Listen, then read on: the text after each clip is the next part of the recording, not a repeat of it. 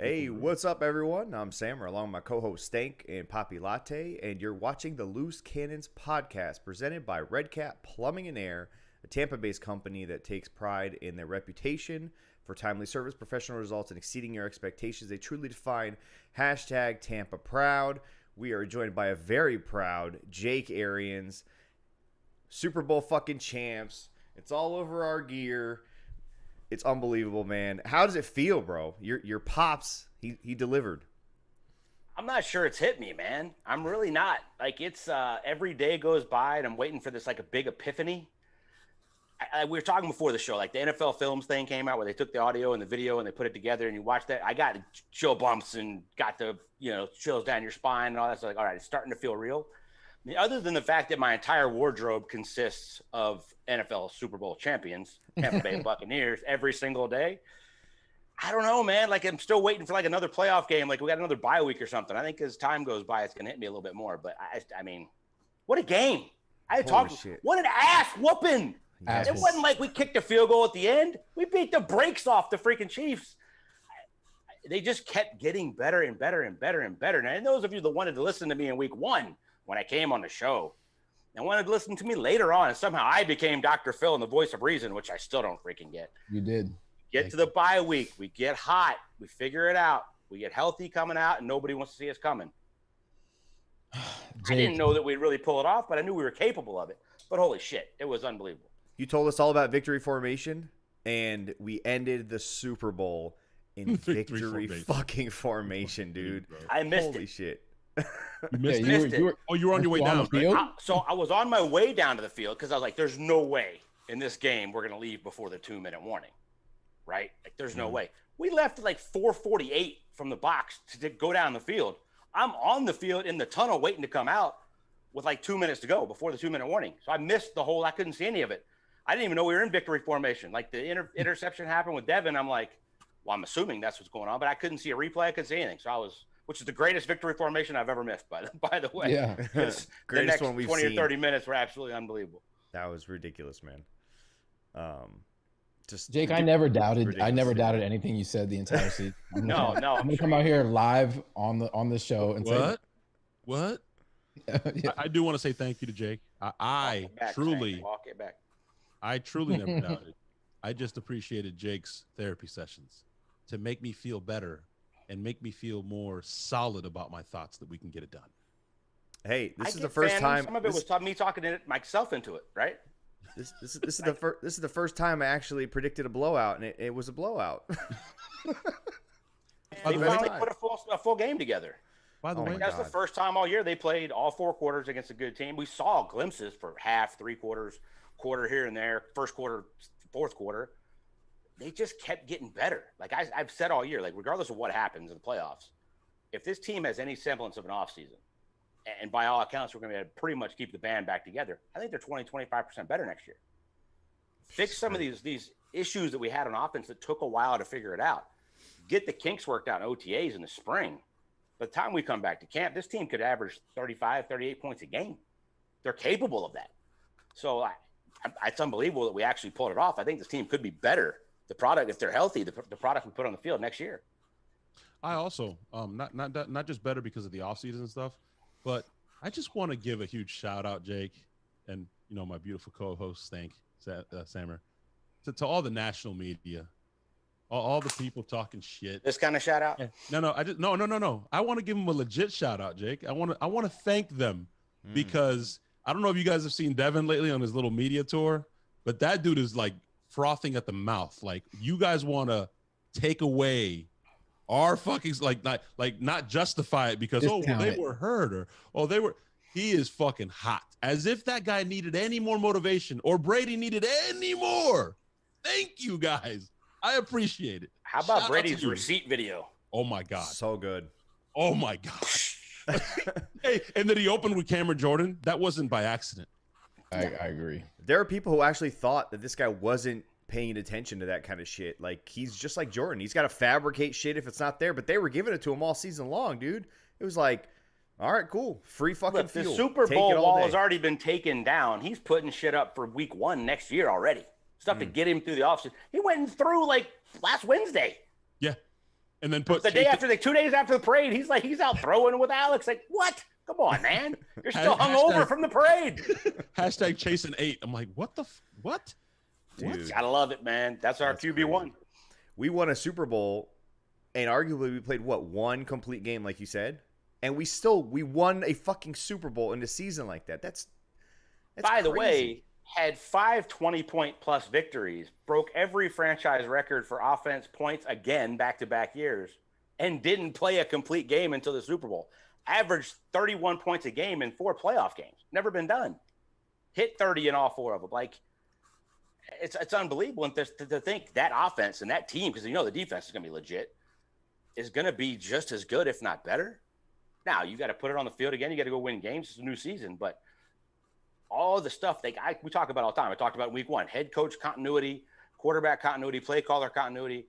It took a while to get there. We're still not there. You heard Clyde Christensen talk about it like in second or third week of the playoffs. We had 6 more weeks, we'd get there. Like, we're just now really starting to figure it out and catch our stride. I can't wait.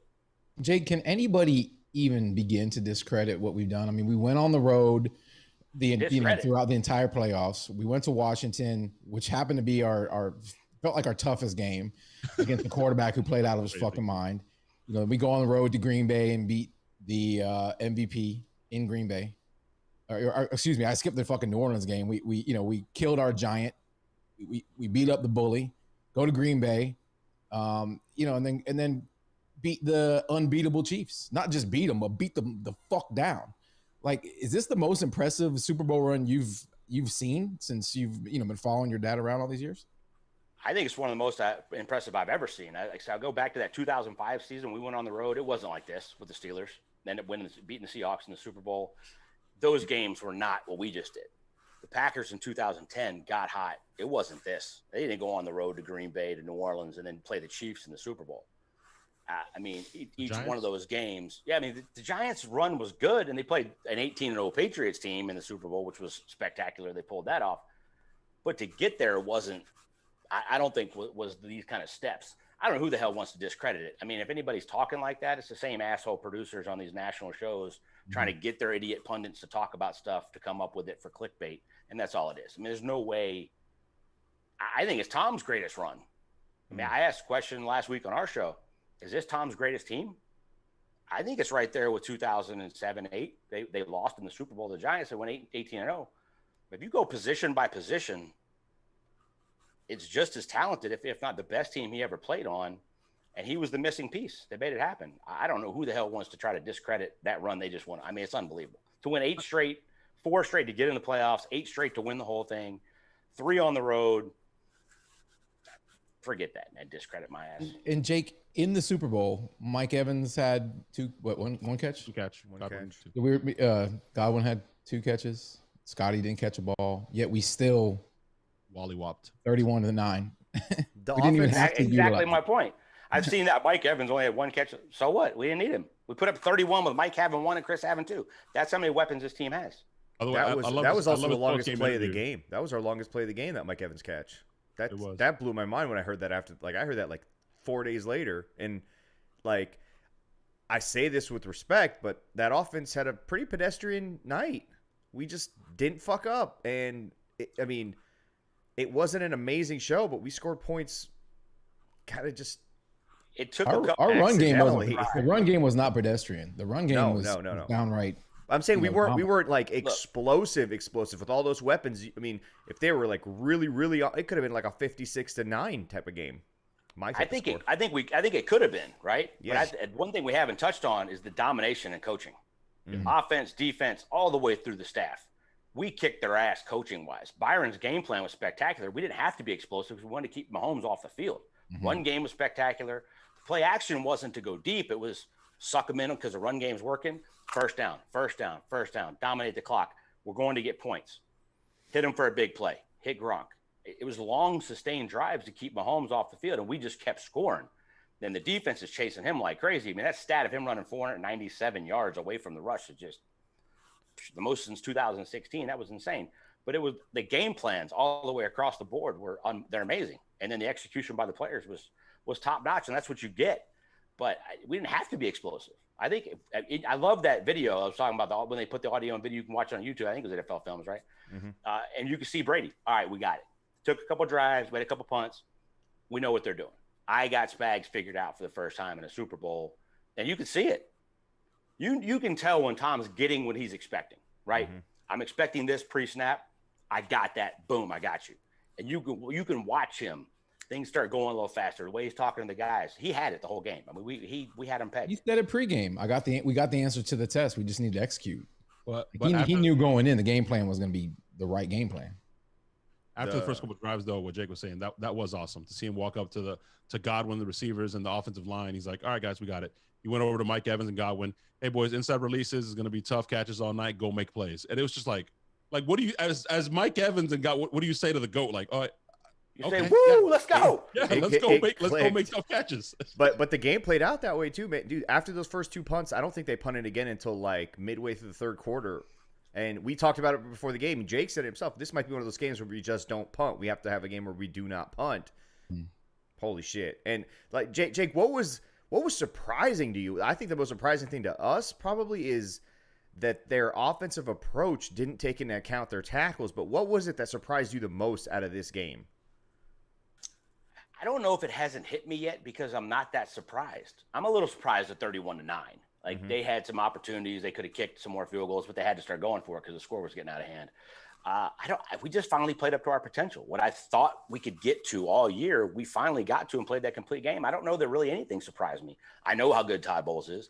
I love the game plan. Look, when Brady said I'm sending the family away for 12 days so I can get my mind and body right, I was like, we're going to be fine offensively. Can we slow them down? And Shaq and JPP got healthier and got hot in the playoffs, man. And look, the biggest thing nobody wants to talk about, Vita coming back is enormous. He plays 33 plays in Green Bay, which is nuts. They were expecting maybe 15, 20. And it plays like 52 in the freaking Super Bowl, including like 5 on offense. But when you can collapse the middle and Sue's getting, like, they're sucking double teams up the middle, those guys are one-on-one with backup tackles. By the way, if anybody wants to go back to Stank's thing about they were injured, whatever, we just watched Green Bay kick the shit out of the Rams and talk about how awesome their offensive line was, one of the best in the league, even without Bakhtiari, and we kicked their ass. So it wasn't like, okay, they got back, beat up backup tackles in. It didn't matter. Like it was, they were hot. Those guys were amazing, and Todd's game plan was spectacular. Mixing, but that's part of the game. Yeah, of course it is. Nobody goes into the Super Bowl completely fucking healthy. And if you don't have the horses at the end of the year, you run out of steam. So that's just the way it fucking goes. And technically, they should have been healthier than anybody. They had a bye week in the first week of the playoffs, got a bye week before the Super Bowl, right? We rip off 4 straight, and then we got to rip off 3 more to get to the Super Bowl. We played 7 straight games again after a late bye week. We were about as healthy as we've been all year. That's the first time since week 5 we had all starting 11 guys on defense together. And you mentioned Vita, and we talked about Mahomes running for 497 yards just around the field. But Vita Vea was part of that front 4. I think there was a stat where we only blitzed like 3 or 4 times. And all of the pressures of the 29 pressures that he saw Mahomes, I think like 90% of them came out of just a 4-man front. And you're just like, and it hasn't been done in like over 10 years. Like that was insane. We didn't even have to blitz. We could put our guys back there, and that was the key to the game, man. If that doesn't happen, who knows how it plays out, but to hold that team to no fucking touchdowns. These guys flew from Kansas City to Tampa to kick 3 fucking field goals and get back on the goddamn plane. Like, that is fucking ridiculous. And we're a fucking defensive team here. We're defensive fans. We built championships before on defense. And I looked at my boys after the game. I said, was that not the best defensive performance we've ever seen in a Super Bowl? Even better than 2002. It's got to be up there. I mean, the 2001 Super Bowl 2000 team, the Ravens defense against the Giants and Kerry Collins in that one was pretty ridiculous. I mean, the Giants couldn't do anything. But it still wasn't – they weren't playing – Kerry Collins ain't Patrick Mahomes. No. They weren't playing this offense. This would be like shutting down the greatest show on turf to 9 points. Right. Not hold them to 20. Hold them to 9 and 3 field goals. And Mahomes, it's just the way that it happened. Mahomes was just running for his life. I mean, the defense was spectacular. And really, all the guys, everybody on that defense was phenomenal. Levante was great. Devin was great. Dean was phenomenal. Carlton, they were all awesome. Winfield was great. Whitehead, the whole defense. But it was the way Todd called the game that was so damn impressive. I mean, they just had no answer for anything. They could have mentioned Sean Murphy-Bunting, who probably one of the greatest playoff runs, you could think of. And I mean, how about that timing? Everybody's calling him out. He's struggling. He gets healthy, has one good game, gets his confidence up, and then boom, the pick starts. I mean, your pops helped. Your pops helped. Well, I mean, he knows how to motivate his guys. Yeah. I mean, for that to occur and then like he just goes on this ridiculous run. We were on this show saying maybe it's time he takes a couple of, snaps on the bench and just watches Cockrell at this point because he's not playing with confidence. And then all of a sudden this guy shows up and you're like, holy shit, this guy's fucking ridiculous. I'll tell you this much. And everything. I said this. Remember what I said about going into the bye week? You might think you're 80, 85%, but you're really 70, and that could be the difference in 3 points, losing to the Rams and the Chiefs then. And you're just kind of on autopilot. This game is really, really hard to play not at 100%. And if you got a nagging injury, especially playing in the slot against those dudes with that kind of quickness off the line, he just had some stuff that was bothering me. Finally got healthy. And when you're getting beat down, your confidence can go quick. Mm-hmm. And it was amazing how fast. I mean, that shows his resiliency to bounce back like that, have 3 picks in the playoffs, and be phenomenal in the Super Bowl. I'm glad you brought him up because I didn't want to leave anybody out as I just kept naming everybody on the defense. He manned Tyreek up quite a bit in that game. Yeah. And the game plan was just spectacular. We knew what they were going to do. We killed it. Levante was great on Kelsey. Yeah, he had a bunch of catches, but they were like, if you got to make them go 7, 8, 9 plays, and it's Kelsey for 5, Kelsey for 11, Kelsey for 8, and you don't let the big stuff happen, they had nothing else other than Kelsey. Everything else was taken away, other than Mahomes scrambling or hit Kelsey. Half of Kelsey's catches were on scrambles. Yeah, you brought up the fact that we got pressure with 4. I mean, in this league, if you can do that, if you can dominate and really get that kind of pressure with 4, I mean, people want to talk about the Tampa 2. What's the secret? How come we, Dungy's defenses did so well? I mean, we had the fucking horses up front to rush with 4 and get pressure with 4, and that's why nobody else could fucking duplicate it because they didn't have those horses. It reminded me so much. It was Monty Kiffin's defense. Let's give credit where it goes. It reminded me so much of that 1999 NFC Championship game that we ended up losing, but we played the greatest show on turf. We held them to field goals up until that ridiculous Ricky Proehl catch that was just in the most perfect spot you could throw the ball. I mean, Brian Kelly, there's nothing he could have done. That game was just so similar to what we saw in the Super Bowl, but we actually held him out of the end zone. And I mean, I still don't believe this shit happened. Like, it's fucking crazy. I've watched this game 10 plus times. I watch it almost every night. If everyone's asleep, I'm just like, all right, might as well watch Super Bowl again. Sweet. I still don't think this really happened. I'm eventually going to wake up. Dude, it's ridiculous. I will change my answer to this. The only thing that surprised me was watching Patrick Mahomes live for the second time. I think the 4 most impressive plays in the game were incompletions from him. Mm-hmm.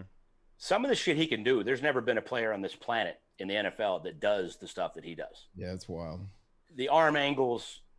And I mean, if those guys make some catches, now we got a fingertip on like 3 balls at the goal line. They look like drops, hit a guy in the face mask. They make some catches on some unbelievable plays by him, running for his life. It's a different game. But, I mean, I think the only thing that surprised me was I've only seen him play twice live. Watching it in person is just ridiculous, man. I mean, some of the stuff he can do.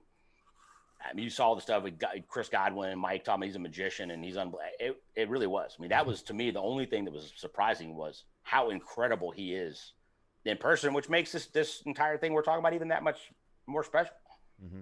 Mm-hmm. For sure. Special teams had a great performance as well, and their special teams was a liability. That, all that hidden yardage, all the fucking penalties. Go back to coaching. Back them up, make a punt it again. Yep. Right? We didn't get in this. We didn't score the touchdown. Now they got a first down, but back them up, punt it out of your own end zone. He hits 28-yarder. We get 38. We score 5 plays later after the field goal, which was a penalty. They lined up offsides. I mean, they made a lot of stupid mistakes they're not used to making too. That helped, but we capitalized on all of them. I mean, the fact that they were calling timeouts trying to get the ball back before the half, and that ends up helping us. They didn't learn from the Green Bay game. That ends up helping us. And again, in the Green Bay game, that Scotty Miller touchdown ends up being one of the biggest plays, if not the play of the game. And then us going to halftime, scoring a touchdown, pissing off Tyrann Mathieu, who I'm a huge fan of. But once we did that, I was like, we got this fucking game, dude. We fucking got this game. We stole it right there, right? So 4 games in a row, we score a touchdown in the last 2 minutes. You don't lose when you do that. You guys, when we get to sit down and watch games together, I always know who gets the ball coming out of the second half. Because if you get doubled up, which means if you're you say you get the ball first, right? If they score last of the half and first coming out, there's an 88% chance you lose. Mm-hmm. When you can score a touchdown and you got the ball first in the last 2 minutes of the half, it's almost impossible that we stole the game in Green Bay. We stole the Super Bowl with those momentum killing drives. If we give up 3 and don't get anything and they get the ball and come out and score a touchdown, it's a completely different game. Yep. Yeah. But I mean, that's having Tom Brady. That's having a coach that's no risk it, no biscuit. Let's call our own timeout in Green Bay. Let's go for it on 4th down. Let's hit Scotty for that touchdown. Let's take advantage of this. It all came together on the perfect night, man. It's still unbelievable. It still has it in me. It's not even close. No. What'd you think about Antoine giving the deuces? At the time, I can't say on air or even on this show what I was screaming in the box. I'm glad there was a change of possession. They backed us up. Right. Hindsight, it was one of the greatest things I've ever seen. Like now that it's over with, because I'm like, we ain't giving Mahomes another freaking possession. We're up 22 with 4.5 minutes. It was awesome for him to like have that in the back of his head. And look, you got to know the kind of kid he is. Like that's out of character, but that's how much it meant to him when I was like, peace, backflip during the regular season. I'm gonna get your ass again. And you waited for him to get up. It was just awesome. Greatest moment in Super Bowl history by far. Yeah.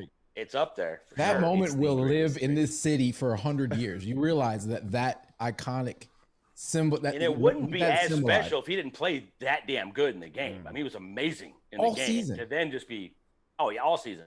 He missed the Packers game, gets back for the Super Bowl, balls out, and then it can hit him with that at the end. It was none of those guys that we were worried about even looked injured. That was what that stood out to me. And was that his first interception? Was that his first interception of the season? No, he had one earlier. He's had 1 or 2, but he had the shoulder all year, so he couldn't get his hands all the way up with that. You remember he had that brace over his bicep. You go back and watch in every game. It's the same one that Whitehead was wearing in the Super Bowl. So he had a couple over his head he could have caught during the season. He didn't. I think he had 2 before the Super Bowl. I know he had 1. Jake, I assumed if your dad won the Super Bowl, he was going to give everybody the peace sign and be like, out this bitch.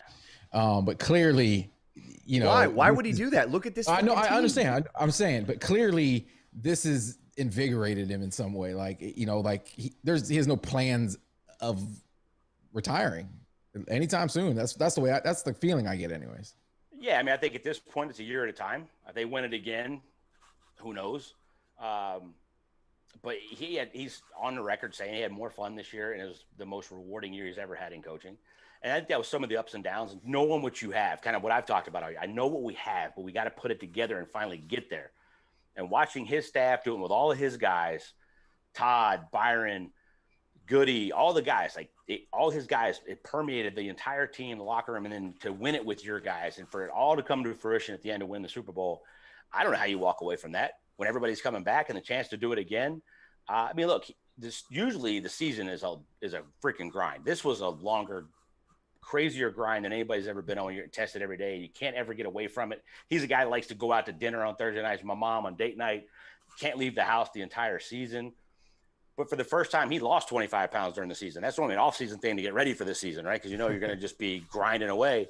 And being more that CEO, being able to delegate. Byron did a phenomenal job with those guys on offense. Coach Moore, Clyde Christensen, Goody, Joe Gilbert, Kevin Garver. That whole offensive staff was amazing. But it allowed him to kind of step back into more of a CEO role, which I think helped his health, his energy level, and he trusted those guys. So when it started really happening, then you started seeing the results.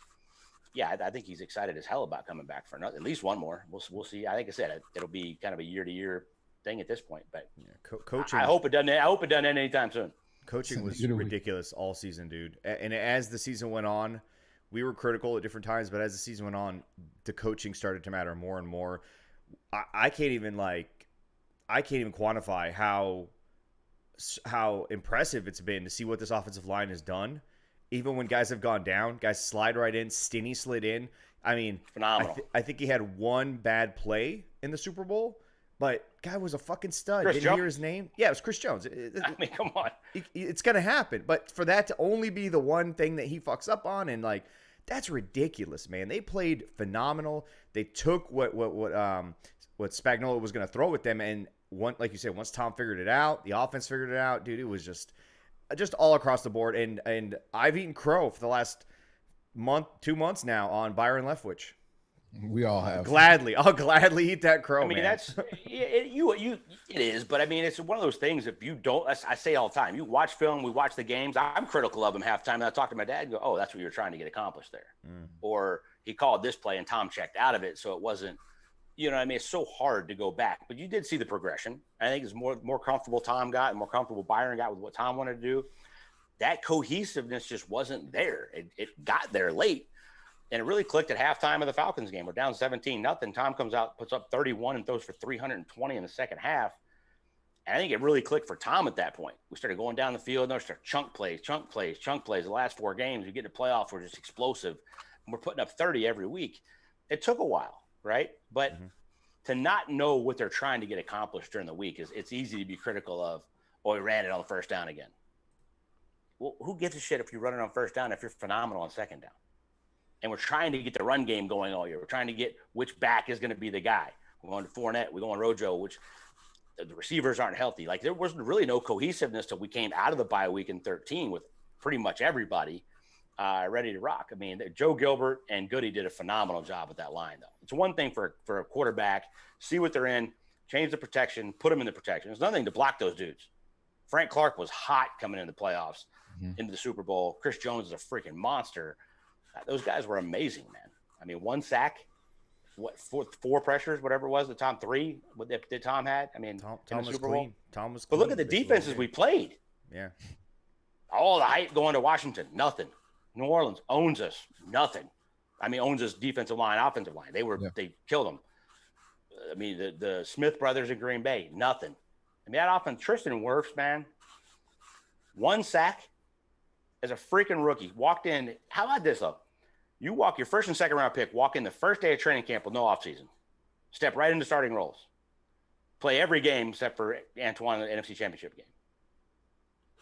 And are 2 of the best players on your team as rookies, 2 of the most impactful. I mean, Tristan Wirfs at right tackle, man, I don't even know if there's words. I think he's not getting anywhere near the love and the appreciation he deserves. And what did I tell you guys when I said fuck for the first time on this show? To the fans. Get the fuck off Donovan Smith's back. Yes. And look what happened the last 7 or 8 Play off weeks. Donnie, baby. He got high. He figured it out. The protections were a little different. He manned up. And he was kicking ass the last 8 or 10 games, man. He had a couple here and there early, but he was phenomenal. You keep that offensive line together, talking about keeping these defensive guys together. That offensive line's all signed. Yeah, we were ridiculously proud of him in that Washington game, and then to follow it up in the Saints game where that's kind of been his it's been in his head. Every time we go against Cam Jordan and those guys, he's always the one that gets his ass kicked. Hendrickson was killing him, and he just dominated. And he showed up, man. And after those 2 games, and I've always been a fan of his. I've always thought that people are a little too critical, and like at worst, he's an average left tackle. I'm pretty sure a lot of teams will take. I'm just saying at worst. A lot of teams will still take that all day long. People make it seem like he's the worst. Dude, I watched Kenyatta Walker play on this fucking team. All right? I've seen worse.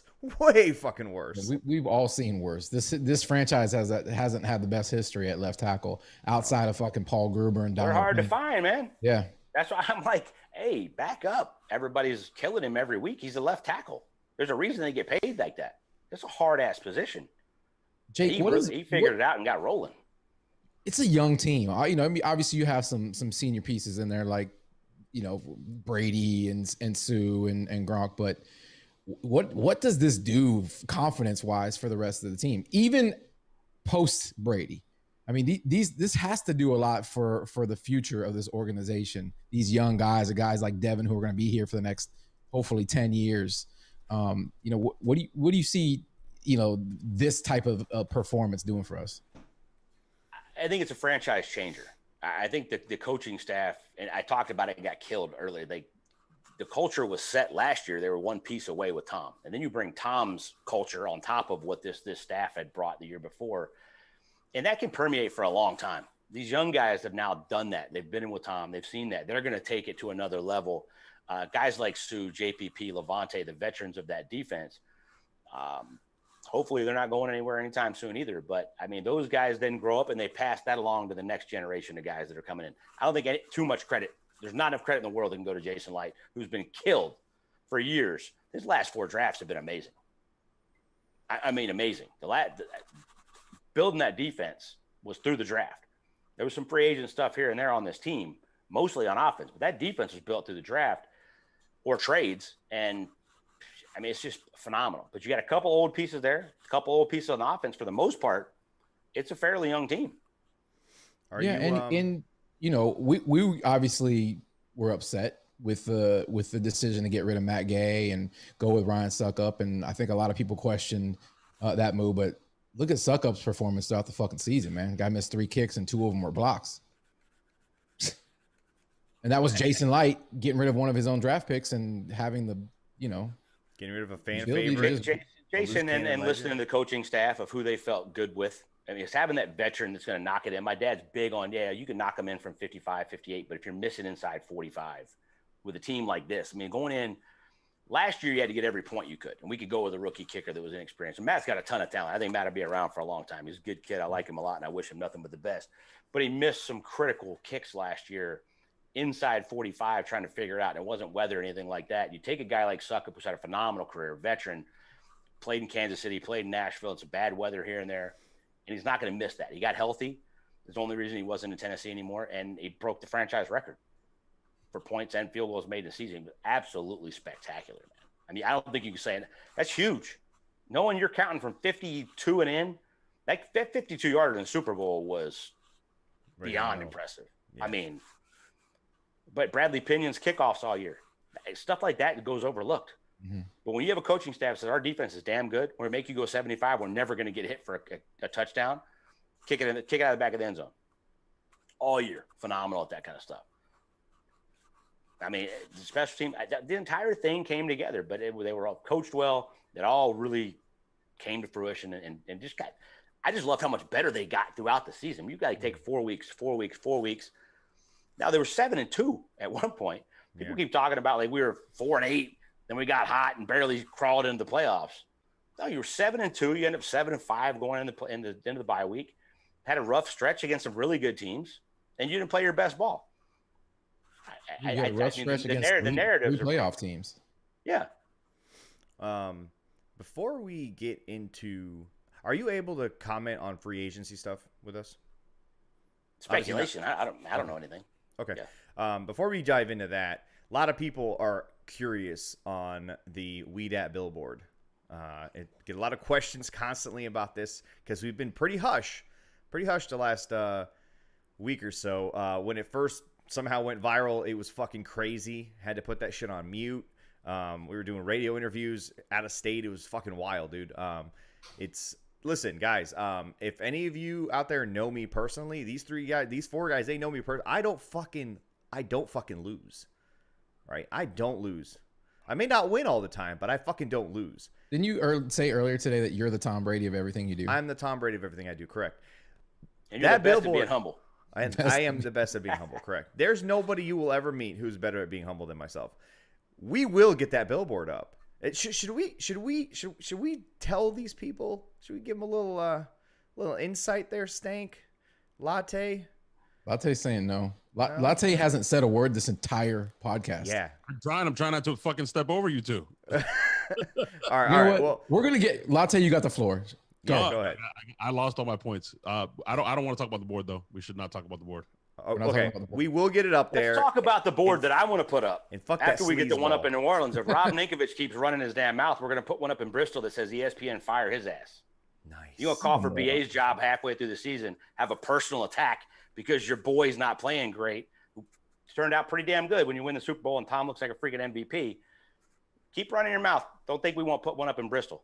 Look at Tom's video, and all the guys who get paid to fucking do this for a living, and he's got clips of everybody talking shit and saying he's done over the hill, and they don't give a shit. They don't care. My whole thing is, if you're going to call people out and have personal attacks, That's not journalism. You're on a reputable network, or what used to be a reputable network. And you have him on and runs his mouth like that. I'm going to throw Mike Greenberg in there, who's done this for years and is a true professional and true journalist. It got personal. Whatever the producers were saying behind the scenes, make this personal. Okay, if you're really bad at your damn job, I think we should start calling for your jobs. Let's put a damn billboard up in Bristol. Bucs fans, let's say, okay, you want to troll our coach? You want to make this shit personal? We'll make it personal. You're terrible at your job. Let's find out who the producer is for Get Up, and let's fire their ass. But Jake, does that even exist anymore? Is like that kind of journalism, the Tom Brokaws and like the shit that we grew up on, that kind of journalism is completely dead. I'll give a couple shout outs. Rick Stroud, Greg Allman for Bucksland. Yeah, we're lucky. Yeah, Jenna Lane does a phenomenal job. Jenna tries her ass off. She's got same producers in her ear, but she fights it and does a great job. Sam Farmer, LA Times, Peter King. There's some real ones left that have journalistic integrity, but they came from a school when that mattered. Now it's all clickbait. When ESPN is on the same level as Barstool, and that's where they put themselves, they're fighting for the same clicks for our eyeballs. But ESPN and Barstool are not on the same. Barstool doesn't have to have anything confirmed. They just run with shit and see how many people watch it. It's awesome. We all love it.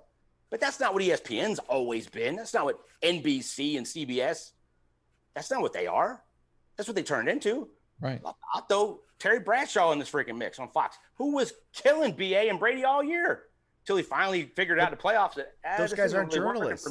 Those guys aren't journalists. Terry Bradshaw's been an analyst on TV for 4 times longer than he played football. Yeah. Your house for your entire life. Yeah, but Ninkovich, but they're brought in to give that player perspective, right? So I think that's where a lot of that stuff gets lost. So ESPN what is the brings player in perspective of all these guys saying he should be fired? I'm not defending it. I'm saying that's where ESPN's kind of lost its way, is bringing in guys that don't know how to do the actual job and just want to sit there and talk. Guys like fucking Steve Smith on NFL Network. Yeah, I was gonna say Steve Smith. What the fuck is that about? How does that guy have a fucking job? Like what? Come on, the shit that he says is how they have jobs. They had great careers, so it makes them on TV. Like they're few and far between can even get the sentence out like they want, and it's listenable. But it's gotten ridiculous. It's gotten absolutely ridiculous, and the journalistic integrity that should be there for a major network is just completely gone. It's disappointing to say the least. But it pisses me off the crap we had to deal with all year, and not just my family. The fucking entire franchise is ridiculous. It's still happening now. Shannon Sharp still running his mouth talking about, oh, there's no way they can bring all these guys back. Ninkovich was saying the same thing. Gronk's going to Miami. Okay, cool. Like, if that's a scoop, then say it's a scoop. You're just completely speculating out your ass. But it's still, going back to Stank's point, people want to discredit this run and this Super Bowl win because it's getting clicks. There's no basis to any of it, but they just keep on going. No, Steve Smith said tonight that Godwin's going to the Colts, and that's how he's going to prove himself. Yeah, he needs to prove himself. He needs to prove himself. Dude, BA said he's not going anywhere. He's not going anywhere.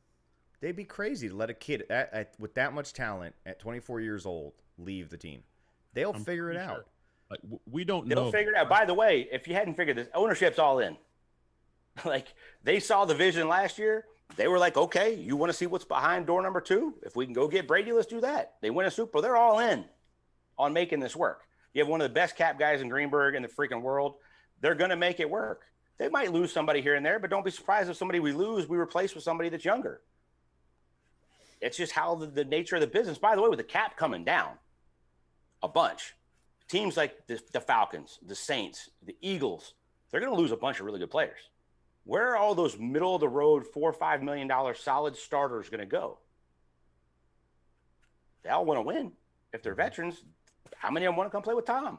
Yeah, they're going to be knocking on. They're going to be knocking on your dad's door. But there's a lot of teams. Every team's going to lose a couple guys. What's going to happen to all these guys? It's a big lost narrative for this offseason. Everybody wants to jump straight into free agency and the draft. What about? I say it all the time. We start talking about offseason stuff. If you don't know anything about the salary cap, go read Salary Cap for Dummies. Google everything you can find, because the entire franchise, your entire season, is based off of how well you manage the cap, and the Bucs are in as good a shape as anybody. With that young roster, who's getting paid what, guys like Mike Evans and Tom that'll restructure. There's other guys on that team that'll restructure. You move some stuff around. You got to have a great cap guy to get creative, and you got to have ownership that says, yes, we're willing to do that. If we take a little dead money down the road, not the Saints with 30 or 40 million next year, but they've never done that before. They're in phenomenal shape. So I would be shocked if they don't run this back with 90% of the same stuff. I'm pretty sure that Mike Evans willing to take a pay cut too is team first, but no, it wasn't a pay cut. Well, restructure. Mike's going to get his money, and Mike should get every penny. I'm all for a player, but I'm pretty sure that's if I get my money later, or if I get my money now and I play on a smaller cap number, that's how we move stuff down the road, and that's how we keep the window open longer to win another Super Bowl. But what I'm saying is, I'm pretty sure that's team first, but probably leans more towards I need my guy 14 here as well. Dude, I mean, Mike's just a special cat. Not everybody is even in that mindset. Like 2 days after Super Bowl to be like, hey, whatever you got to do to my contract to get these guys back, do it. Like, I mean, they're like, just go on vacation, Mike. It's good. You're getting your money. You're perfectly fine. But I mean, and I think you're going to see more guys like that. People right? overlook the fact that we're in that win now window, and you have a chance to get another championship. You take a little bit less money, knowing that the cap's probably going to go up again next year. So take a little bit less, go on another fucking run, get another fucking ring, and go get paid. Whether it's here or there. That's a great point, Sammer, because the cap coming down actually helps us. We're in such good shape with the guys that we have signed, and be able to replace some guys if we do lose them. Then when it does go back up, I think you'll see guys come on a 1-year deal, 2-year deal, different thing here and there to try to make a run and win it. And it goes back up. Okay, then I'll go get paid then. So keep talking about Chris isn't going to be happy if he's franchised. I think he's probably going to be happy making 15.8, 16, but for 1 year, he's going to have another big year if he's healthy. And then the cap goes back up. He's liable to jump to 2021. Exactly. Can we afford him at that point? I don't know, but that's one scenario. That's one scenario that's out there, right? But that's not the end of the world for these guys from an agent point of view. You'd be talking to a lot of them like that. Let's get through next year with this cap coming down. It's probably going to go back to where it should be, or at least back up. It's a big thing that's getting missed. It's a huge narrative that I don't see anybody really talking about. Jake, do you think we're going to have a preseason next year, OTAs? Is it going to start to get back to normal, or do you expect it's going to be very similar to how it was this year?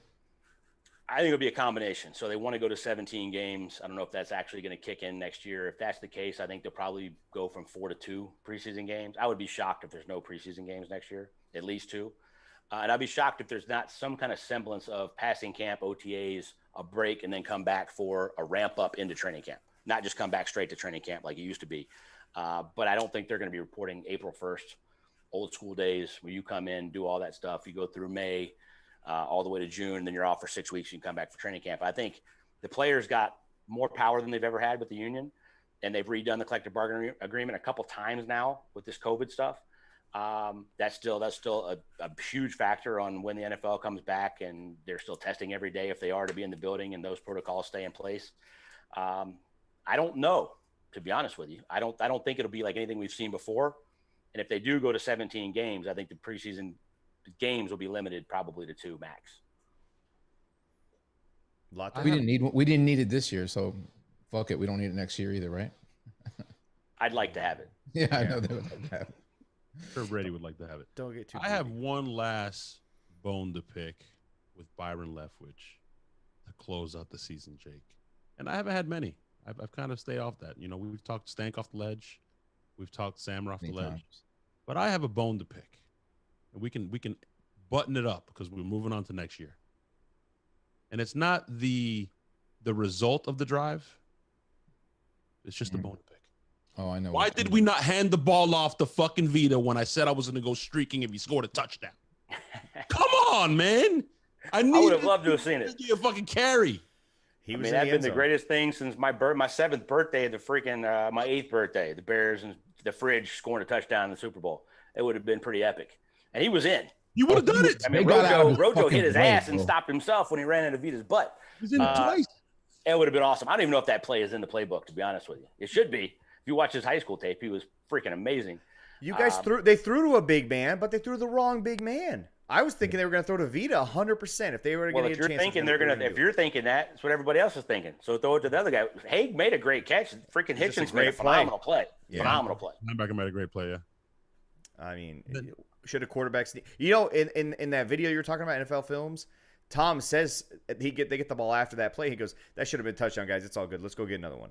Like he was counting it as 7 points in his head. He was like, "Yeah, that was a touchdown. We should have got it. No problem." Yeah, considering we won 31-9, and that was points. And I still think we scored. They didn't give us the actual touchdown, but yeah, could have easily put 40 up on them in many occasions. I mean, it was such a fucking ass whooping. That's just what we do here in Tampa, Jake. When we go to the Super Bowl, we whoop ass. Whoop ass? Yeah.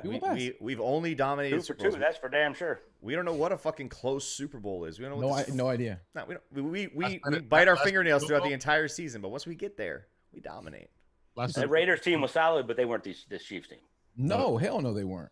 They had an old ass fucking. They were the number one offense of the year, though. They were the number one offense. Rich Gannon was rolling, but they weren't this. Tim Brown, they were all 150 years old when we played them. And the Saints weren't the Eagles, not in the NFC Championship. The Saints were not the Eagles. Still felt like after that victory, this team came out. It's like, Buster Douglas knocking out Mike Tyson. Like we beat our bully, and there was nobody that was going to get in our way after that. Absolutely fucking nobody. Like, well, I love the narrative. Oh, they beat the Saints, and they're going to have a letdown in Green Bay because they finally got past that hurdle. Well, it wasn't just that we beat the Saints, Jake. We whooped the Saints. We came out and went blow for blow. To use these fight analogies. Let's talk about the 4 playoff games. We turned into one of the most physical teams in the league. Where the fuck did that come from? We kind of were all year. We're trying to figure that out, but it got to okay, and that's coaching and that's leadership from Tom and guys that have been there in playoffs. You got to ramp it up a notch, and you got to hit them in the mouth like you haven't done all year. That Washington team wanted no more of that offense and that offensive line. That vaunted defensive line wanted no part of what was going on with that offensive line, and that carried on every game. We physically won every game, and then beat up the Chiefs in the Super Bowl the exact same way we ran through the playoffs. I mean, that's the stuff I think that carries over and goes back to we were talking about how does it change the franchise and these young guys, knowing what it takes in the regular season and then how to ramp that up in the playoffs, how to get something else out of yourself. I mean, they all figured that out. Until you do it, you don't know that it's really you're capable of doing it. Yeah, it was. What the hell? Who was number 45 in the playoffs after COVID? Because in coverage, who the fuck, that guy was incredible after he came back from COVID.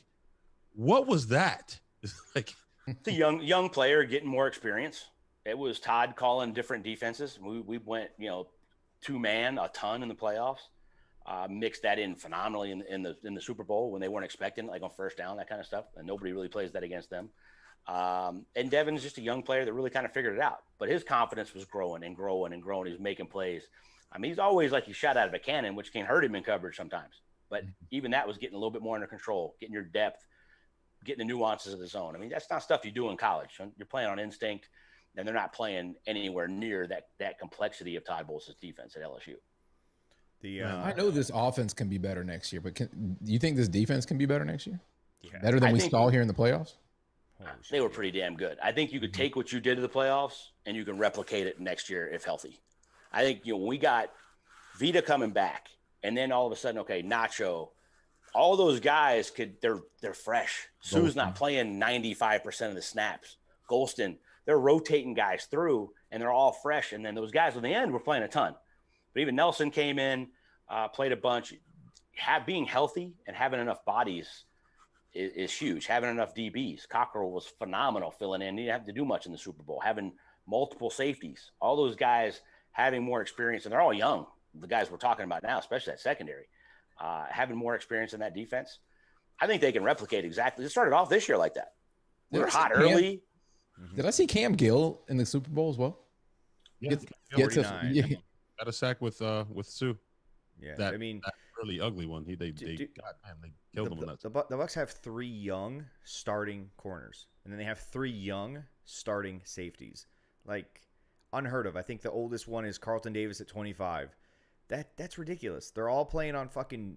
I think they're all playing on rookie contracts. I mean, the sky is the limit for these guys. They're going to be here for a while together, and they figured out how to play physical. And all the things that we talked about, Stank was so afraid of 2 things all throughout the year. This defensive line has no pass rush, and we can't run the ball. in the playoffs, we ran the fucking ball. And we got after the quarterback with our front four, sprinkled some blitzes in there. And the biggest thing I took away from it, man, at the end of it all, this defense can now sit back and say, oh my God, we can play zone. We can play man. We can play zone. And the confidence going into next season is going to be like this team is only – they shouldn't have won this season. It was supposed to be maybe not the Super Bowl. They damn sure should have won a lot of games. I'm saying they shouldn't have won the whole thing this year, yet they did. And now they, like you said, they know how to switch it on. They know what it takes. This is like this confidence is going to be unmatched. Like this is going to be. I go back something to we've never seen before. Giving Byron the credit he deserves with that continuity of the receivers all being hurt at different times throughout the year, and Tom not having all those same guys. And defensively, Jamel Dean missed some time, was playing banged up. We talked about Sean Murphy-Bunting playing banged up. It's hard for Todd to call exactly what he wants when he knows. We don't ever really know. Keep that in mind. Like you might be a questionable or a probable designation to play on Sunday.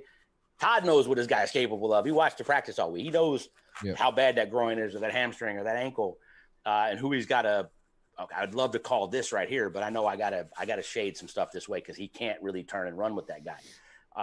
You can't really call it like you want. I think you give those guys a ton of credit for getting through some of those rough patches. Like I said, the Super Bowl was the first time since week 5 we had all 11 guys on defense, all the original starters. Yeah, can we go back to the second half of the NFC Championship game when both our starting safeties were out of the game, and we had 3 turnovers in the second half, and we held Aaron Rodgers to 6 points off those 3 turnovers? Like that's insanity. It really is.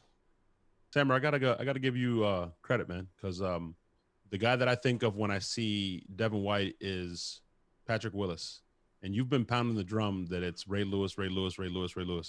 Watching the NFL films, man, and watching that guy like a fucking lion just stalk his fucking prey, like just frothing at the mouth, like pregame just fucking oiled up, like I can't wait to decapitate one of you motherfuckers. That was Ray Lewis. That pregame speech, that attitude, that swagger, that confidence that proverbiated through the entire fucking defense came from fucking Devin White, and that was 1,000% Ray Lewis.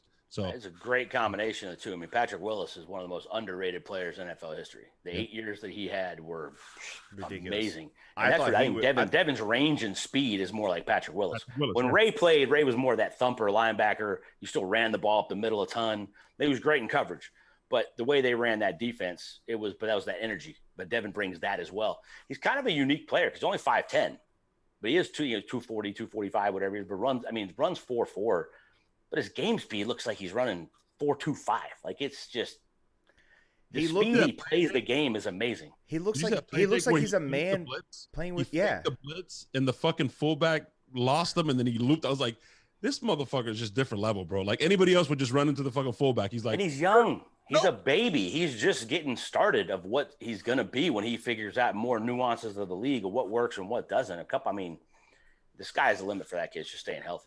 There's a play they handed it off to Edward. Ray would assault people when they tackled him, but I'm sorry. There was a play they gave it to Hilaire, and he freaking zigzag his way, untouched by every single blocker in traffic, and just thumps the kid. And that was like one of the first plays of the game, dude.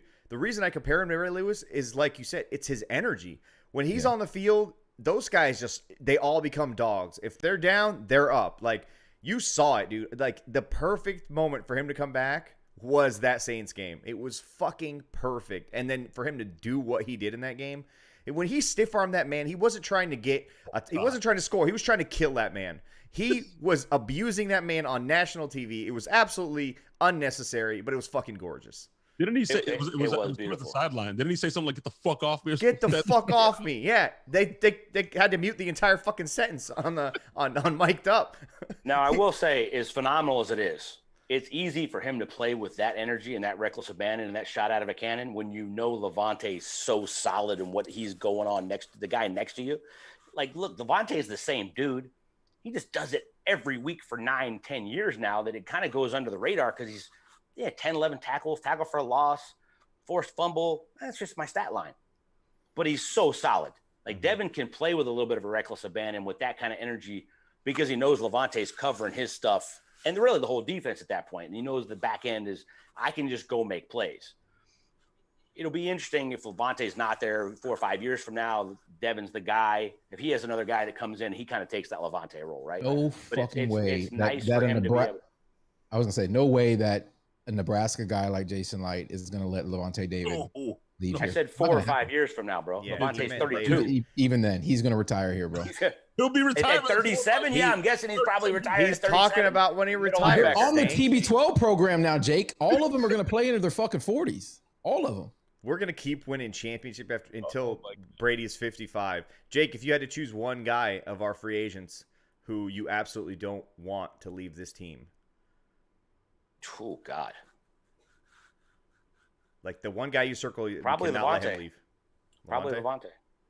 Interesting. That middle linebacker duo, Insane. healthy, just does so much. I mean, Chris Godwin, I freaking love. I think we could get by with AB and Scotty and Tyler Johnson was coming on. It's not Chris. Don't get me wrong. People are going to blow me up for that. Like I do not want to lose Chris Godwin. He is a must-have back. You asked me to pick one. I think Levante playing middle linebacker next to Devin on that defense is more vital to us winning games. If Chris Godwin's not on the offense, we average 32, 33 points a game instead of 37, 38. We still win a ton of games because we're still not giving up more than 21, 22 max, right? But Levante means that much. I hate to even say that. Like, that's almost sacrilegious as it's coming out of my mouth trying to rationalize it. But you asked me to pick one. I'm going to go with Levante. Have you seen his numbers, Jake? Like they put the stat lines of Levante next to Luke Kuechly, and automatically, naturally, like Luke Kuechly, he's a Hall of Famer. And he's got Luke Kuechly beaten every fucking category, bro. Bobby Wagner, all the greats of the last 15 years, his numbers are comparable or better than all of them. The Hall of Famer, right? Played on a bunch of no, because he doesn't have the Pro Bowls and the All Pros and all the BS that all the writers that vote on the freaking Hall of Fame want. He's gonna have numbers in the Super Bowl championship. The numbers. This helps. The Super Bowl championship helps. The second team All Pro this year helps. But they look at all that crap, man. Unfortunately, he played on a bunch of bad teams under the radar in a small market for a long time and didn't get anywhere near the credit he deserves. He's not getting it now. All anybody's talking about is Devin. That's insane. Who deserves all of it, but Levante, how are we still not giving Levante the credit he's due?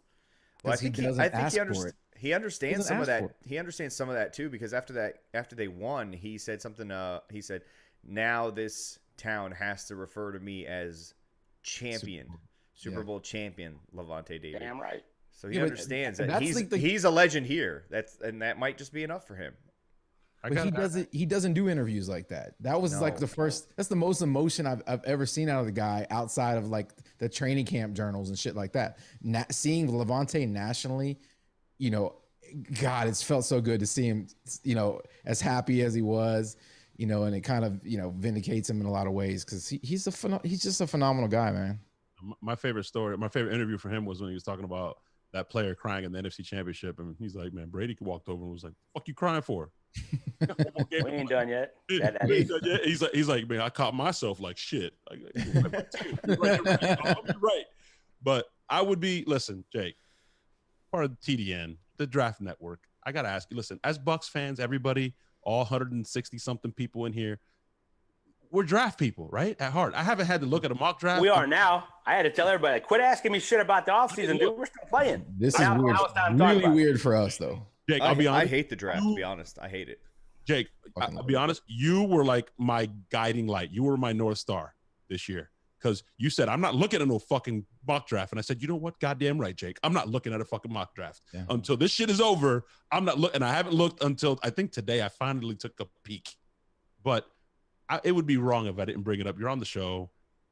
I mean, at 32, uncharted territory for us. I mean, that's insane. You got so much flexibility. I don't see a weak spot. I don't see one. Like, you maybe depth at pass rusher. We can do whatever we want. We could trade down. Ren's in the chat room. We might take a running back, Ren. Sorry. Fuck you. Good. I don't like it. We might take a running back, bro. I mean, what kind of position is this for us? We could trade down. We could take best players. It's insane. Like, I love the draft, but I don't love it anywhere near as much as free agency. The draft doesn't impact your team in 2021 as much as free agency. Keeping your own guys. Unless you're Jason Light, then you have Super Bowls. Najee Harris does. You're winning Super Bowls with rookies playing phenomenally. But yeah, go ahead. No, but your team is set by the time you get to the draft when you're this good. Whoever we take at 32 is a backup special teams player. When's the last time the Bucs said our first round pick is a backup special teams player? Because last year, our first and second team player walked in and started day one and played. That's pretty much what you're looking at, unless it's Najee Harris or Etienne or somebody drops. But I don't know that they're starting week one. If you bring Fournette back, you still got Rojo.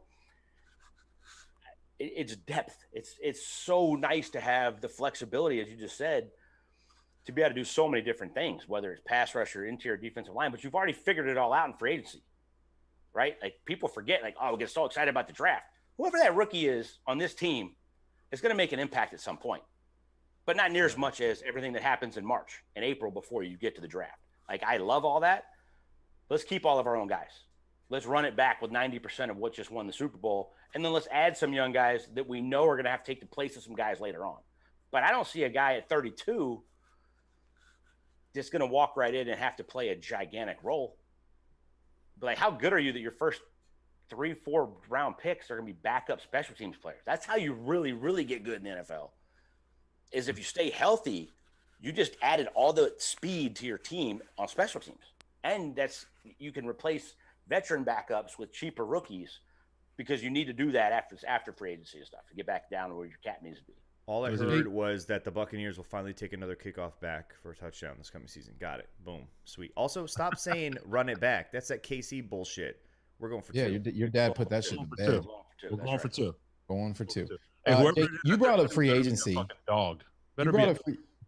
Go ahead, Christian. I said, just real quick. Whoever comes in at 32 better be a dog. Because when you step in that locker room, bro, I mean, Jesus, as a 20-year-old kid, bro, you're walking into a locker room with that lineup. I mean, woo. Like me personally, depending on how things shake out in free agency, if he's there, Najee Harris coming from Alabama, the success he's had, 3 downs, big, just was an absolute monster at a freaking national championship. That's the dog you're talking about.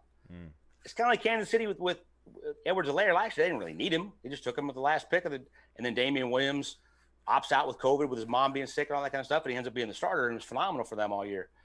You never know. But depending on what happens in free agency, we're going to lose 1, 2, 3 guys, maybe, hopefully not. And then you can address that then. I talked to Stank about this earlier. I'm sorry, Stank. One more. Okay, you didn't talk the first 30 minutes, so go. I like the kid. Obviously, you've seen more, you know more, you break this stuff down. Maybe I'm off, but I just don't see a second gear. I see great hands. I see power. I see some shiftiness. I just don't see another. Am I correct on that? Or where do you live? I live in Tampa, Florida. Was that SEC country? Yes. So the games that you're watching him play, their 10 regular season games were against the SEC. Okay. And you play the SEC championship against a pretty damn good Florida team. Yes, their defense was down, but it's speed everywhere, right? Play a semifinal game. You play a national championship game, and you dominate all of it. There's enough of a second gear there. I mean, Rojo is not the fastest dude in the world. Broke the franchise record with a 98-yard touchdown this year. He's fast enough, but he does so much stuff. You're coming out of Alabama, which you're talking about a complex blocking scheme, picking up the blitz. So I'm just talking about as a rookie that's going to step in and be a dog, because you mentioned a dog. Catches it great on third down, first, second down, 3 down back. Great in blitz pickup because he's a big dude. He's done a bunch of it. Coming out of a program that's got a Tom Brady mentality. I don't think we need that at 32, but if he's there, I don't hate it. Hey, Jake, speaking of free agency and adding depth pieces to this roster, I tweeted this out a little earlier this week, and it was quite controversial. There's a guy that your dad knows really, really well. There was a little speculation this offseason that we may try to bring him here if Arizona cut ties with him. How would you feel about a guy like Patrick Peterson coming to Tampa? Well, Pat's my dude. He's a good friend. So, like, I'd love to see him there. But he's an older player. The numbers have to make sense. Mm-hmm. And I'm not sure which one of these young DBs that are on rookie contracts you want to take off the field to play Pat. That being said, Pat and Carlton on opposite sides of each other. Pat knows the defense, and Pat doesn't have to be the dude for the first time in his career. I think would be spectacular at the right number. I'm all for adding depth. I mean, adding a player like that, he's not in his prime, but he ain't far off. I mean, can he play some safety too? No, I don't think it's his game. He's not a big tackler, but he's a shut-down man guy that knows Todd's stuff, that plays the man, plays zone. But he's always followed the number one guy, no matter where he was throughout the entire game, and wouldn't have to do that. I mean, at the right number, I'd love it. Man, Pat, you take great him, locker room dude. Even though he's going to take away snaps from the younger guys who I feel like at this point need those snaps. Share some snaps. He would take snaps. Depending. Look, here's the thing. You don't stay healthy in the NFL. Mm-hmm. We're assuming that all the guys we have are going to be healthy and play. Some of them miss time. I think you're adding veteran depth that knows the coaching staff, be great in the locker room, is a Hall of Fame player. If the number's right? If somebody wants to give Pat $10 million, we're not doing that. But if the number's right and he wants to play there, finish out his career, adding a player like that for depth is spectacular. I don't think the numbers probably don't make sense. I don't see a way. But to me, it makes a lot of sense. If he's made a lot of money. The only thing he doesn't have is a ring, and his former family just won one, and he wouldn't have to learn a new system. It just makes a lot of sense from maybe not financially from him, but for every other reason, it makes sense for him to come here. I don't think it's a week one of free agency type move. So if somebody doesn't go crazy and give him 9, 10, 11, 12 million that needs DB help, corner help that much. I could see Seattle doing that in a heartbeat, wanting to keep it in the division, play his old team. I could see San Francisco wanting that bad. Now, he didn't really play that defense, but he could play off and play zone on the other side of Richard Sherman. That would be pretty freaking spectacular. It's going to have to fit us because we're not going to go chase somebody like that, but it would be great to add them goes back to what I said earlier. All what the cap will allow. It's all what your smart front office is willing to do. We're not going to go chase players like that. If they want to come play for the right price to be a part of that locker room and make a run at it, going for 2, all in. But I could absolutely see somebody with more cap space giving a player like that 3-4 times the money we're talking about giving. Hey, whatever we do in free agency, as long as we don't sign J.J. Watt, I'm a happy man because I'm not a fan. He's not coming here, bro. He's gonna walk way too much. You know how many Bucs the third highest paid defensive player in the league, who's a liability in the run game, is hurt every year. JJ's a Hall of Famer. He's phenomenal, but he doesn't make sense for what we do. We don't run that defense either. Yeah, and I don't want to hear him tell me how he's working harder than everybody else. I don't want to hear it anymore. The first time he does that, Brady's going to stand up and say, shut the fuck up. Can you shut up? I work harder than you, 100%. Who's he replacing? Not Sue. Golston, Sue, Vita. By the way, Vita rushing. Is he going to stand up? Is he going to stand? Dude, one of my favorite things of the Super Bowl we need to talk about. Vita just crushing the left tackle coming off. How about that coaching? Let's take our 350-pound nose tackle and put him out here at the end and just rush, bull rush all night. Annihilate and it worked. And it fucking worked. He's that athletic. It's fucking stupid. Now, they're gonna talk about JJ though. If JJ wants to play for $4 or $5 million, okay, you look at adding another veteran piece that can rush the passer, plays multiple positions, but not at 15, 12, 10, 8. No. Go trade for Aaron Donald. Put him at right defensive end. Put Sue at left defensive end and put Vita right in the middle. And then I don't even care who plays linebacker at that point. I'm cool with that. Every single game. I mean, I will donate my money for that. Okay, if that happens, you just lost Chris Godwin, Shaq, Levante, Fournette. No, I'm not in for that at all. Let's go for 2 with the guys we have that we're going to come back and we just won a damn Super Bowl. Look at Jake. Jake, we're fucking joking. We don't need Aaron Donald. But I get this shit. No, we don't. Everybody loves Aaron Donald, but people say that. Let's go do that. Let's get J.J. Watt and spend 17 for what? People also say let's trade. Yeah. Give him the OBJ trade scenario. We're not going to trade Vita Vea, Scotty Miller, and Antoine Winfield for OBJ. We're not going to do that. There was like 2 other guys in that ridiculous scenario for. There wasn't a single guy on that list that the Bucs would trade straight up for OBJ. Just one per. Like they wouldn't even trade either. By the way, OBJ's never played 13 games in a season. I'd take Scotty Miller over OBJ right now, absolutely. And I don't want that guy in my I don't want that guy in my locker room all day and 3 times on Sunday. OBJ, especially when you talk about what they cost. I can see there being a problem with 13 and OBJ in the locker room. I can see there's a problem everywhere he goes. Yeah, he's all about the name on the back of the jersey, not the name on the front. We don't need anybody like that in this locker room. By the way, speaking of that, and speaking of bringing back Lenny, that was one of my favorite stories because stuff starts coming out now, and your dad's talked about that meeting that he had with Leonard. Like, listen, bro, you got 2 choices. You can either accept where you're at, or let me know. We'll fucking cut you right now. And what I thought was more interesting about that was what came out as far as who helped them get through that rough time. Antonio Brown. Like, how many fucking guys that came here, their attitudes changed? That's coaching. That's culture. That's Brady. That's fucking insane to me. That AB, who's the fucking maniac, right, is helping playoff Lenny get through a rough patch because he was benched in a healthy scratch. That's fucking next level shit. One, I mean, I think it's the ability for a coach to talk to a guy man to man who you already heard in week 2 and 3 say, I love that this coaching staff worries about me as a human being more than what I do as a running back on the field. And that, I think that permeates and goes. So when you have that conversation, which is not easy, late, right? But how much Leonard grew up this year to say, no, I don't want to do that. Well, I need more out of you. I need this, this, and this. And then to go to guys like LaShawn McCoy, Shady was phenomenal on that same thing with AB, helping him get through that. And going and hitting the grind a little bit more during the week to prepare to get ready. And then look at the run he goes on. Playoff Lenny turned into Lombardi Lenny. Like, he was unbelievable in the freaking playoffs. That 1-2 punch was freaking spectacular. Not everybody can handle that. A bunch of guys that let their ego get in the way and say, well, cut my ass then. All right, cool. Bye. And playoff Lenny never happens. And playoff Lenny's not making any money next year because playoff Lenny hadn't had that run yet, right? Like, his value went way up with those 4 games in the playoffs. It's just stuff like that coach had to sit him down and do that, but he handled it properly. And you have a bunch of veterans in that locker. It didn't surprise me at all that AB did that. AB has always been that dude in the locker room. Guys go to him. He's had a ton of experience as a veteran guy who's had some hardships in his life and overcame them. I love that him and Shady were both there for him. And I love the way Leonard handled it.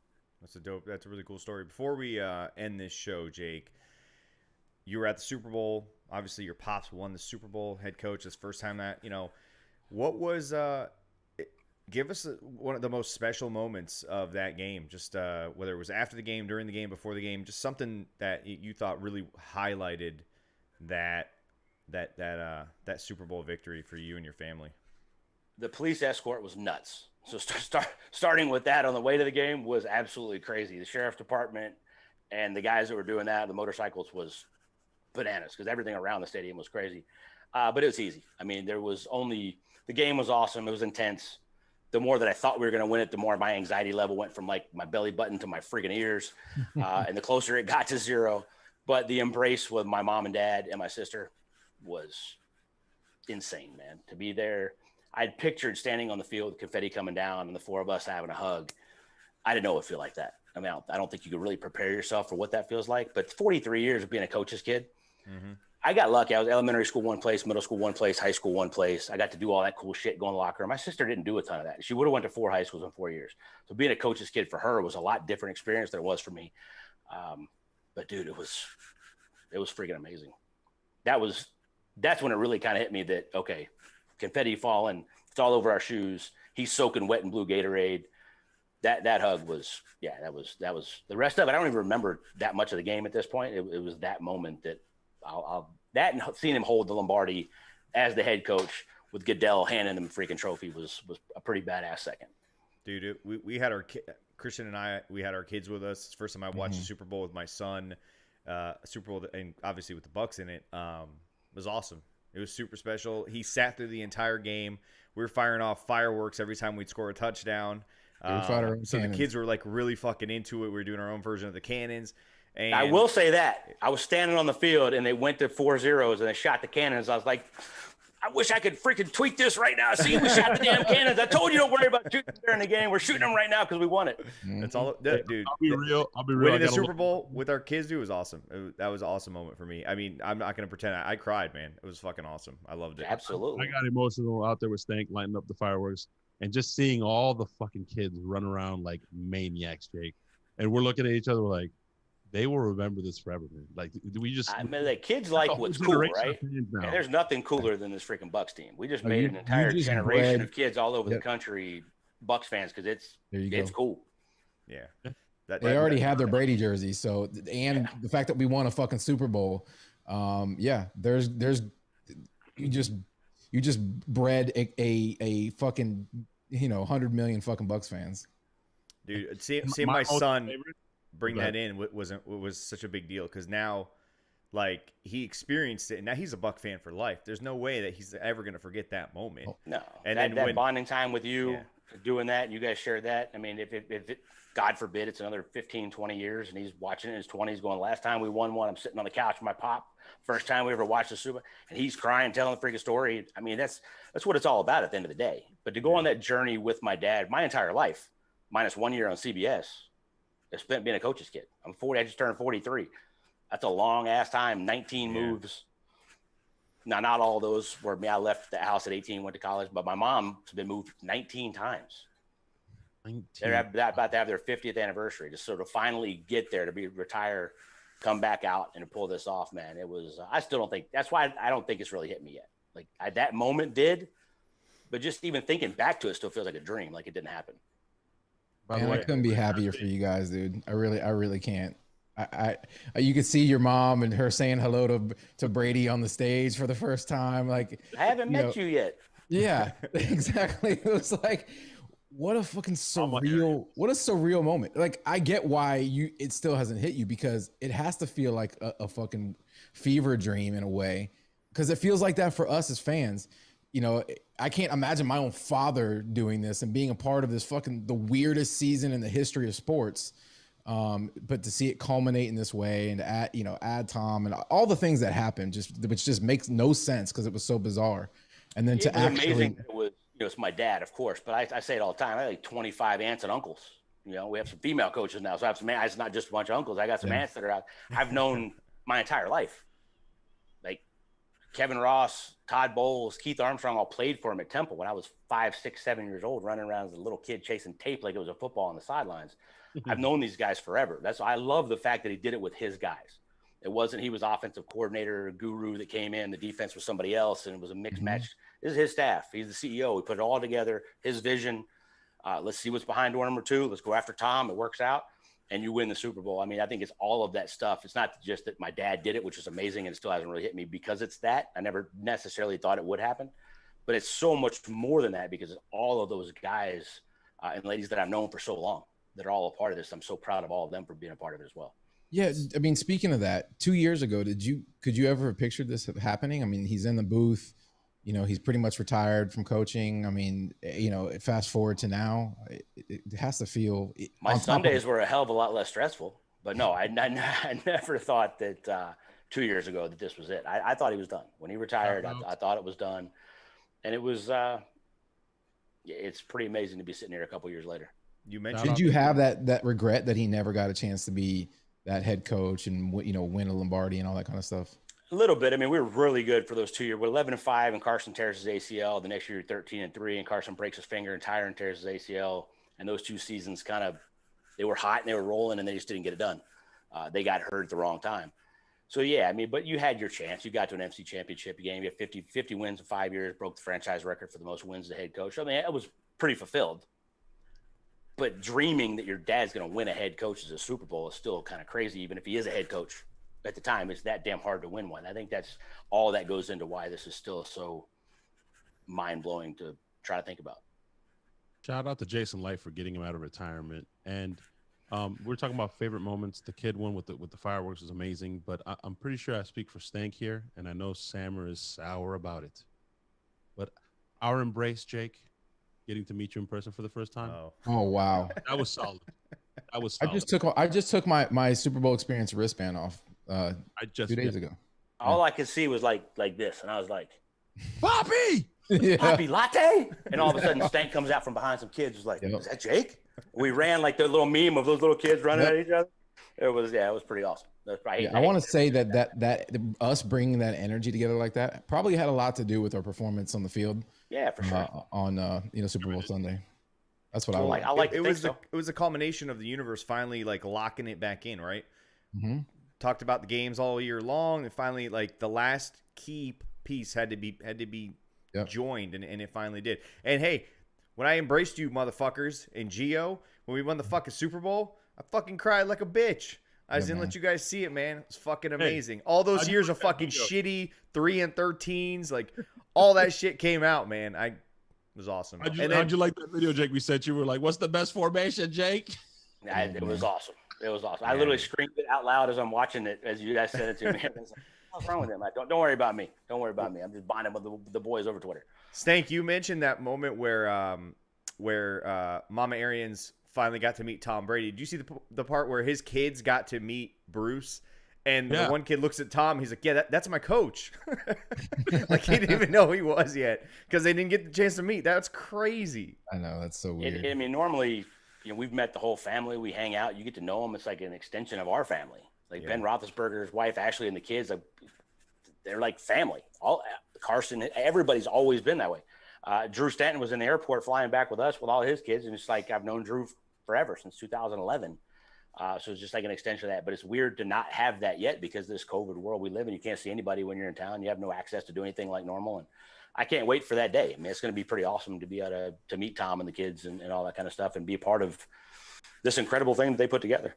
Do you think that had anything to do with, did that allow us some freedom, like not having the circus be in town all the time, because they just couldn't get access to the team. You don't have, especially when he first got here, with all the distractions that would have been here, plus, having to learn a new system and everything that went on in New England, all that shit. Do you think that actually benefited us a little bit?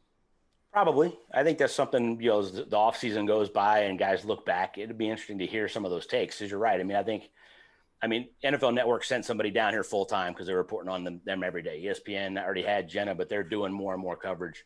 But yeah, I think the circus would have been absolutely bananas if it was a normal training camp and you had all the coverage. I mean, Peter King was still around. Jay Glazer made his rounds, but it wasn't the same as it normally would have been. I think it absolutely would have been nuts. It probably did. I would think it probably helped us out. Yes, but in the chat room, yes.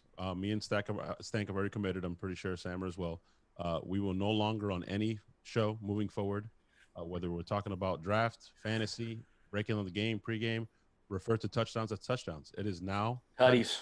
It's tutties. Tutties. Period. I like it, man. Should we all you're supposed to tutties? Like supposed to laugh. Yeah. Before we end the show, let's give a special shout out to my nephew, Poppy Latte's kid. Happy 10th birthday. Appreciate that, guys. Absolutely. Happy birthday. Yeah, that kid's going to be a fucking star. American Idol voice. We're going to win them all. Appreciate it. Jake, what about we wanted to talk about the event that you got coming up pretty soon, right? Yeah, so Friday night is a celebration with BA, virtual cocktail happy hour. If you want to get on and join, you go to ariansfamilyfoundation.org for all the information on that. It'd be an awesome donation. You can get on there. We got Blake Shelton doing an appearance, Kane Brown, Rich Eisen's hosting it, Frank Caliendo is going to be on there doing his thing. Should be fun. So you can get on there and just join with, it should be hopefully a couple hundred people. Have a cocktail. Rich would be, interviewing Dad, talking about the Super Bowl, and it's like a way to kind of celebrate and raise a bunch of money for the foundation. You had me at Frank Caliendo. He's my favorite. Is Dad gonna do Crown on the Rocks, or is he gonna do Crown and Coke? So is he hydrating, or is it's never Crown and Coke, but this would be Crown on the Rocks because he's actually drinking. This would be 6 to 8 Eastern. Okay, I like it. That's actual drinking hours. So it'd be off the golf course time for a Crown on the Rocks for that one, I'm sure. Freaking awesome. Thank you guys in the chat room for all the birthday wishes for my son. But if you heard about the event going on Friday, throw up the deuces for me. Get me some deuces in there. Yeah, get some deuces in there. Spread the word. Even if you can't join, spread the word for us. Yeah, Turn up, support, however you can. We'll tweet it out throughout the rest of the week, and we'll put it in the comment section. Anything that helps that foundation, solid in my book, man. Look, man, as big as it was to win the Super Bowl, saving a kid's life is a hell of a lot more important. Yes, it always will be. There they are. There are all the peace signs in the chat, man. That's fucking cool. Love it. All right, Jake. Thanks for hanging out, bro. Congrats to the family. We only end the Super Bowl. We only end the fucking shows with these now. We can't do it. We can't do the W's. Yeah. All right, guys. To everyone out there who subscribe, watch, chats, all the super chat donations, we love it. We appreciate it. See you guys later on the week. Before we go, guys, we don't want to not update you on the billboard because we're trying to keep it a secret or be dicks or anything. Let's just say we're working on some stuff. Wink, wink. Don't worry about it. You know what I mean? Just don't worry about it. How about that? Don't worry about it. Don't worry about it. It's a beautiful thing. We're going to fuck around and find out, though. We're going to fuck around and find out.